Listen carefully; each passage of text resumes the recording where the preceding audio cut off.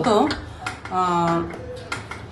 18 তারিখ ধর্মনগর পিএসএ একটা চুরির কেস রেজিস্টার হয় 22/2026 সেকশন হয়েছে 329 class 4 305 plus 1 and 3 class 5 BNS. তো ওই কেসের ইয়েতে আমরা দুইজনকে প্রথমেই ওই দিনেই অ্যারেস্ট করা হয়েছে। অ্যারেস্ট করার পর ওইখান থেকে কিছু মাল উদ্ধার হয়েছে। মেন আমাদের সুলাজ মিয়ার নামের একজন লোক আছে, ওনার বাড়ির থেকে আমরা কিছু 1.5 টনের মতন রড আমরা উদ্ধার করছিলাম। ওইখানের উপরে ওই অ্যারেস্ট করার পরে ওইটা ইন্টারোগেশনের পরে সুলাজের বাড়ি আমরা গতকালকে সন্ধ্যাবেলায় রেড করছি। রেড করার পরে সে বাড়িতে ছিল, আর সে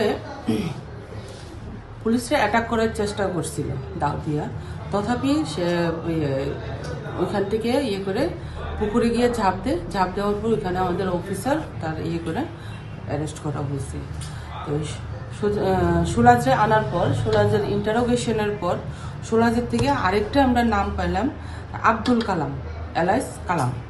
তো এখন ওই কেস রেফারেন্সে আমরা 4 জন অ্যারেস্ট করছি, কিছু মাল উদ্ধার করা হয়েছে, আজকে তারা কোর্টে ফরওয়ার্ড করা হবে।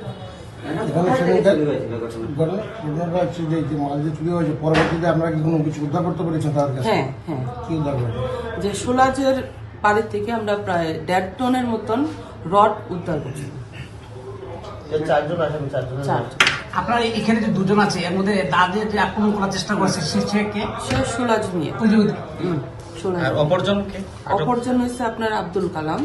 সুলাজের ইন্টারোগেশনের পরে কালামের নামটা বের হলো। বাকি দুইজন এটা কোর্টে ফরওয়ার্ড করা হয়েছে। হ্যাঁ, এটা আর যে দুজন ওনাদের এটা কোন জায়গায় বাড়ি? এটা আপনার ভাগ্যপুর, দুজনই ভাগ্যপুর এরিয়া। আর চুরিও ওইদিকে একটা স্কুল ছিল, এটা ওই স্কুল থেকে তারা কনস্ট্রাকশন চলছিল, ওইখান থেকে চুরি হয়েছে মালগুলো। বাকি দুজনের নাম